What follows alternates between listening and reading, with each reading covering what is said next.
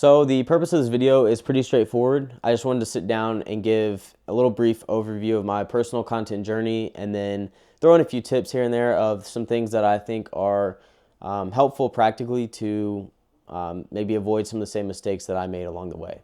So getting started, I just wanted to say that content creation is very personalized in the sense that everyone's going to have a different route.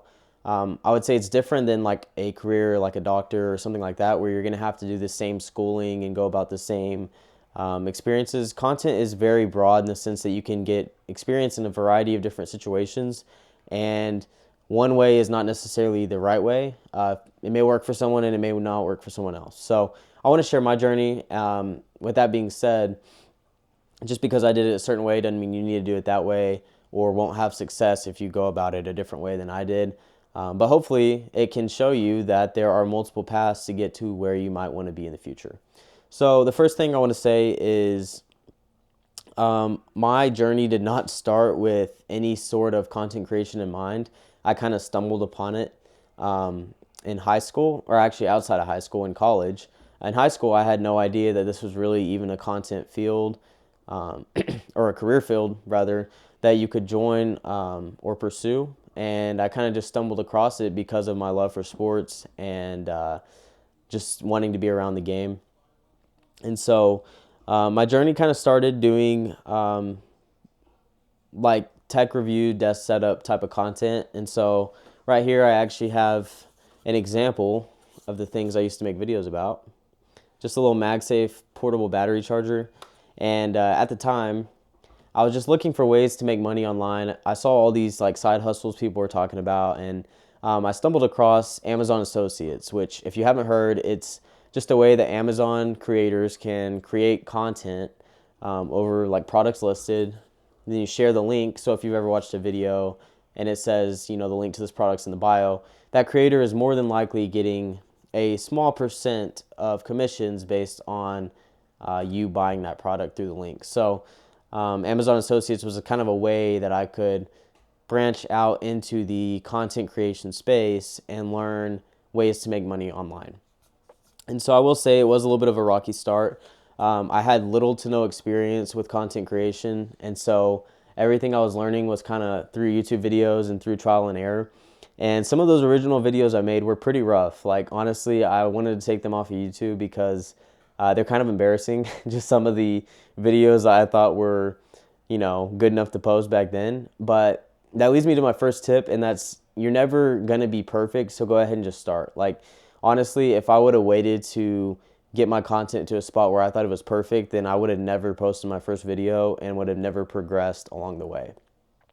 And so a lot of people are crippled by the idea that they're not going to, their stuff's not as good as other people out there, which is true. It's not. And if you sit around waiting to post because of that, then you're going to get left behind, and you're never actually going to post the content that you want to post and get better at that content. And so the first tip is really just start even when you're not ready. I know people say that, and it's kind of like a popular thing to say, just start when you're not ready. And like in the moment, it can be extremely hard to actually press record and edit that video and post it, because now you're exposing yourself to the opinion of the whole world on something that you maybe weren't even very confident with to begin with. So it can be a little bit scary at first. You do have the aspect of people judging your work, and it can be a little bit intimidating, especially if you've put hours into something and someone's like, oh, this is garbage.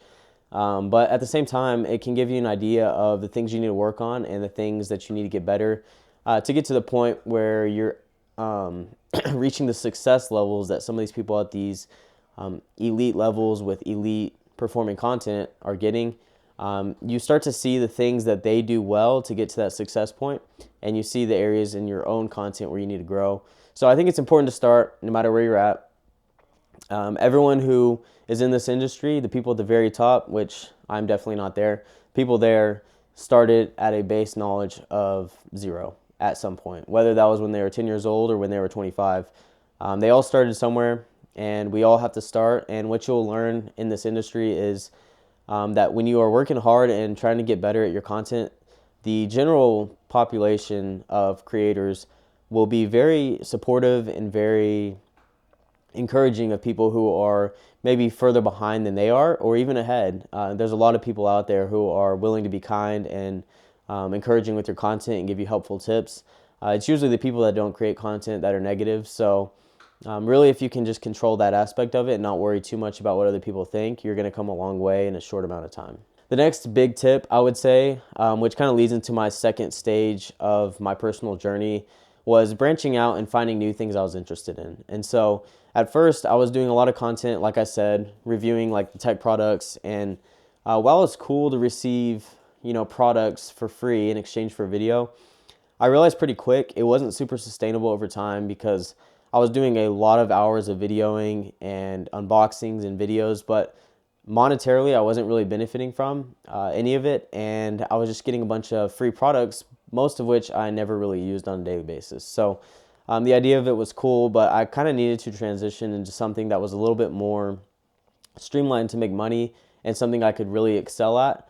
And so I started looking at different options. I actually got into drone videography and photography, just really because I thought it was cool. I would see a bunch of FPV videos, of travel videos, people using drones to get some cool content.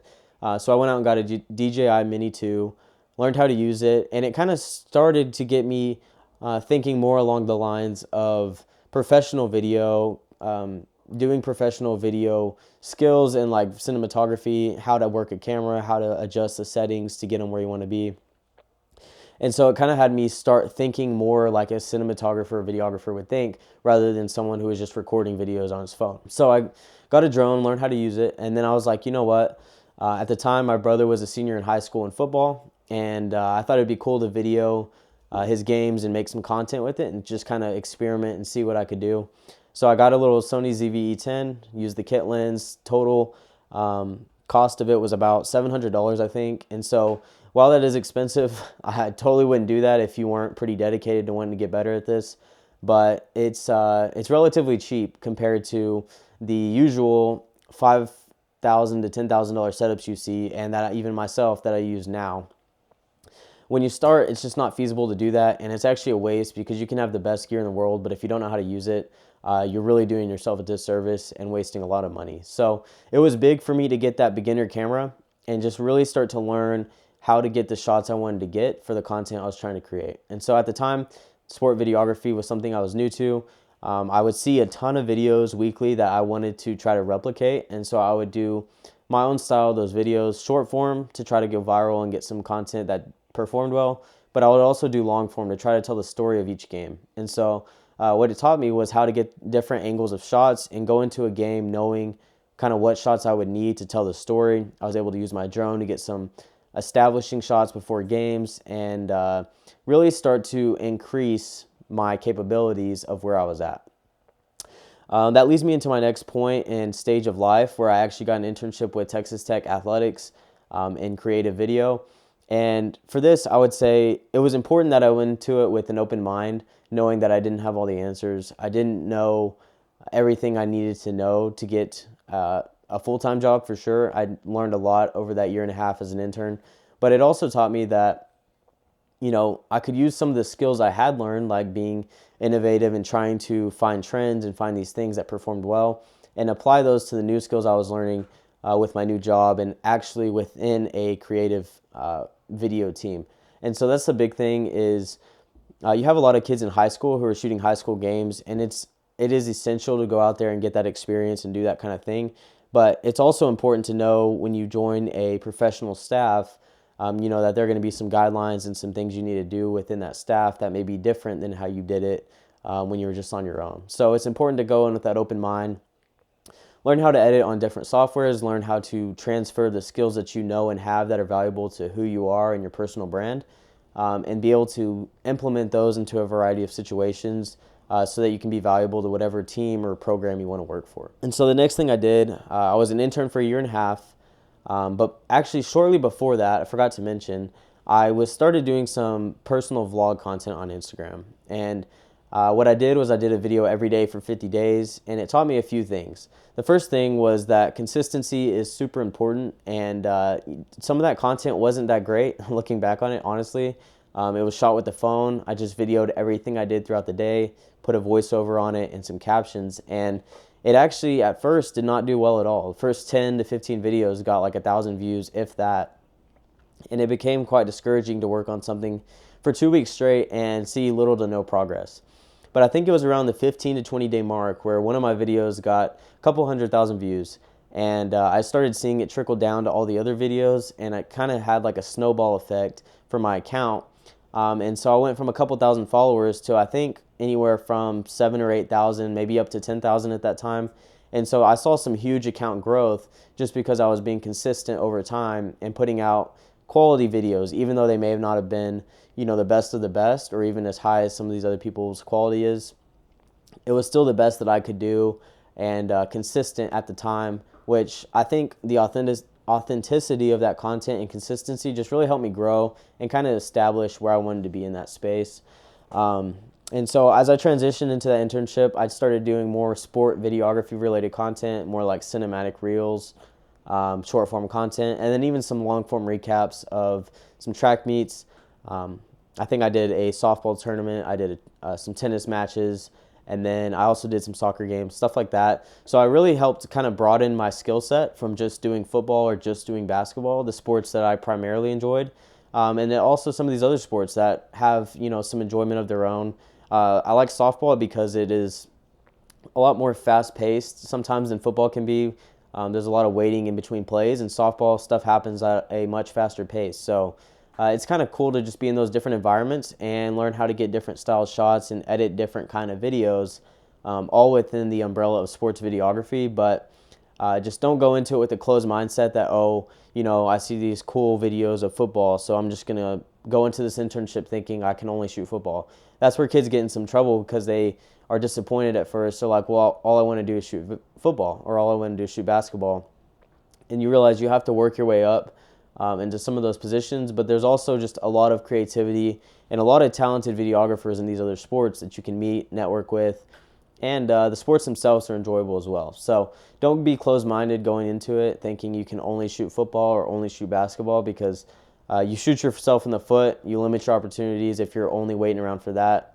I would say when you first get started, take any and every experience you can and then worry about getting paid to do it and getting some of those bigger opportunities down the road, because they'll present themselves if you have the content and work to show for it. So that leads me into my final step so far in my content journey, which is where I'm at now. And I have a full-time job with a company called Learfield. We are a national company that works with colleges across the nation to do sponsored content and advertising, things like that for colleges. I work with tech football the most, but we work with all of athletics to generate content and do like some sponsored style videos. So I can do some more content on that in the future and kind of what that role looks like. But really, it's just super exciting to be a part of a sports team and video for that team. Not everyone can say they work in sports as a full-time job, and not everyone gets to travel and video, football games and basketball games and all these other events for a living. So it's really cool that I get to do this as a job. But again, it started in that tech space where I was reviewing little gadgets and just really trying to learn how videography worked.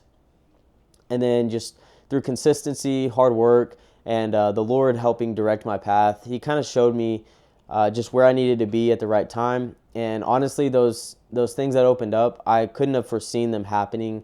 I can do a little bit more in-depth video of my exact, the cool things that happened to get where I am now. But really, it was just a combination of hard work and being ready when the opportunities present themselves.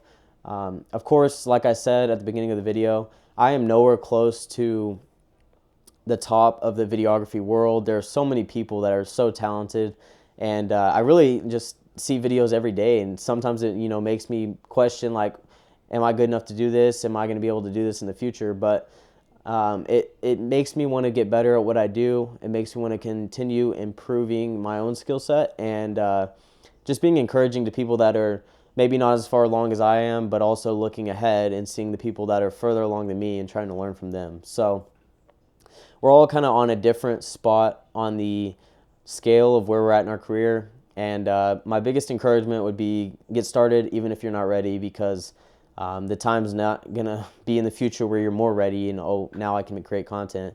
You're not going to be ready when you start. It's just a fact. This is a very creative field. It's a very competitive field. There's a lot of people getting better and doing some cool effects every day that are new and innovative, and a lot of which I have no idea how they do. But that's not my journey. My journey is just trying to get better at what I'm doing every day and providing value for the people I work for. So really, that's my journey. I hope it has had some value for you. If you want to see anything specific, put it in the comments and I can potentially do a video for it in the future. I'd love to do some more videos like this, just talking about the sport videography world or just content creation in general. I know a lot of you have questions over on Instagram for me about how I got where I'm at, what kind of things I do, what gear I use, all these different things. And I'd love to create some content on that in the future. So just let me know what you want in the comment section below, and I'll catch you guys on the next one. Peace.